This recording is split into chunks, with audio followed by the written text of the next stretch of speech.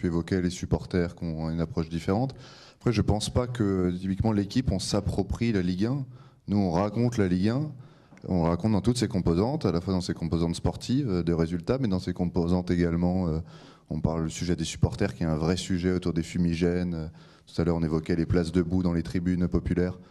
Donc on va raconter cette histoire-là, on ne se l'approprie pas, c'est sûr que je pense qu'on est très important dans le feuilleton et dans ce qu'on va raconter, soit avant, soit après les matchs. Tout à l'heure on évoquait le feuilleton, les notes de l'équipe. Les notes de l'équipe ont une importance très importante dans le feuilleton de la Ligue 1 chaque semaine, les notes qui sont données par les journalistes. Donc je pense qu'aujourd'hui, il y a plutôt une espèce de cohérence entre la Ligue, ce qu'elle essaye de faire pour promouvoir sa compétition, de ce que peut faire un média comme l'équipe pour essayer de le raconter au mieux, sachant que c'est notre feuilleton numéro 1.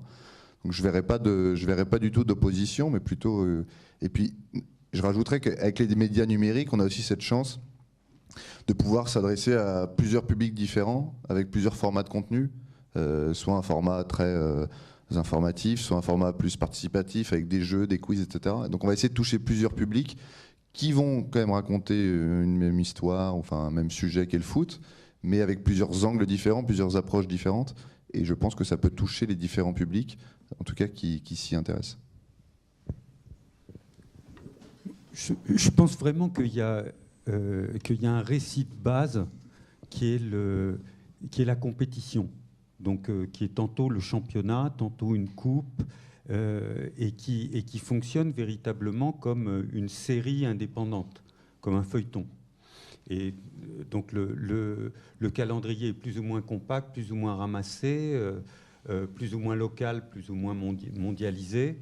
Et autour si on compare avec les séries de fiction audiovisuelle, la grande différence, c'est qu'on ne peut pas spoiler un match.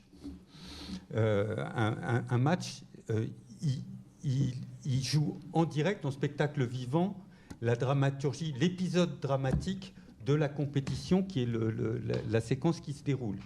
Et en revanche, on peut amplifier, faire résonner sa signification avec des tas d'outils de réverbération, d'écho, etc., qui sont la fonction de médias comme l'équipe, et qui, d'un point de vue économique, doivent se comprendre comme des effets externes, c'est-à-dire des activités qui concourent à la valorisation de l'activité principale sans pour autant être liées par des relations contractuelles.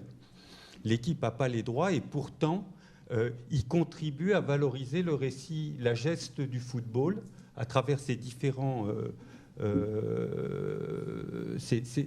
séries. Par des récits complémentaires. C'est en ça que ça fonctionne comme un écosystème et que le terme écosystème est assez bien adapté. Et juste pour compléter, c'est un élément de l'écosystème et entre guillemets un peu plus... Je prends un exemple, la Première Ligue, on l'évoquait. Aujourd'hui, la Première Ligue, elle est diffusée sur SFR en France, qui est entre guillemets... les fans de sport qui savent que la Première Ligue... Pardon ? Je dis qu'il est entre guillemets. Oui, non, mais SFR Sport, c'est une chaîne de sport.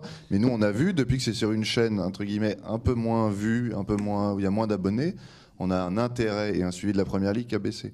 Donc, quand même, l'écosystème, il est vraiment global. Et donc, le choix d'un diffuseur qui va vraiment faire la promotion de l'événement, la Ligue qui va organiser son feuilleton en mettant des matchs le vendredi, le samedi, le dimanche, qui nous, typiquement pour un média, notamment notre support papier, peut nous aider à faire, entre guillemets, un peu plus de ventes, parce qu'on peut en faire le vendredi, le samedi, le dimanche et le lundi. Donc, c'est vraiment tout ça est lié. Et je trouve que l'exemple d'SFR, et si on sort du cadre du foot, de sport un peu plus, on va dire, avec moins d'audience, le fait d'être sur des chaînes payantes et peu visibles a un impact global sur l'ensemble de l'écosystème. Et donc c'est vraiment un écosystème parce que tout se tient et un ne peut pas vivre seul dans son coin, quoi.